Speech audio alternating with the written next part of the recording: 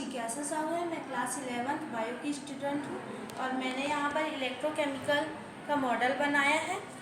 यहाँ पर हमने दो पात्र लिए हैं, जिसमें से एक में है जिंक सल्फेट और दूसरे में है कॉपर सल्फेट। जिंक सल्फेट वाले पात्र में हमने एनोड रखा है तथा कॉपर सल्फेट वाले पार्ट में हमने कैथोड रखा है। जब हम इन दोनों की अभिक्रियाएं करवाने के लिए एक वोल्टमीटर लगाते हैं और तथा उसमें धारा प्रवाहित करते हैं तो एनोड वाले भाग से धारा प्रवाह होता है तथा इलेक्ट्रॉन निकलकर कैथोड वाले भाग में जाता है और उस अभिक्रिया को पूर्ण करने के लिए हमें लवण सेतु लगाते हैं, जिसमें अगर प्लस KCl का गाढ़ा पदार्थ होता है।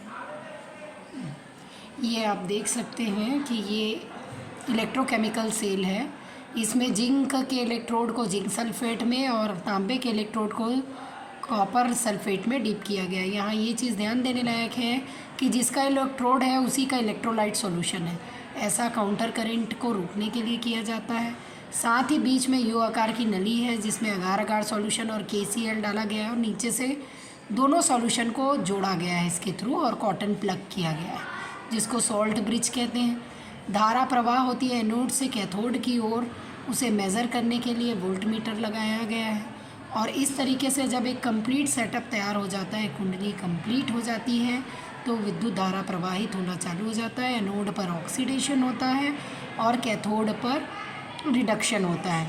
एनोड पर जिंक 2+ और 2 इलेक्ट्रॉन रिलीज़ करता है, जो 2 इलेक्ट्रॉन कॉपर के इलेक्ट्रोड में पहुंचकर कॉपर 2+ को कॉपर में अपचयित कर देते हैं। इस तरीके से हम देखते हैं कि जब हम कैथोड यानी कॉपर की रॉड को बाहर निकालते हैं तो उसमें कॉपर जो है वो चिपका हुआ रहता है, मुक्त हुआ रहता है, तो यही प्योर कॉपर होता है।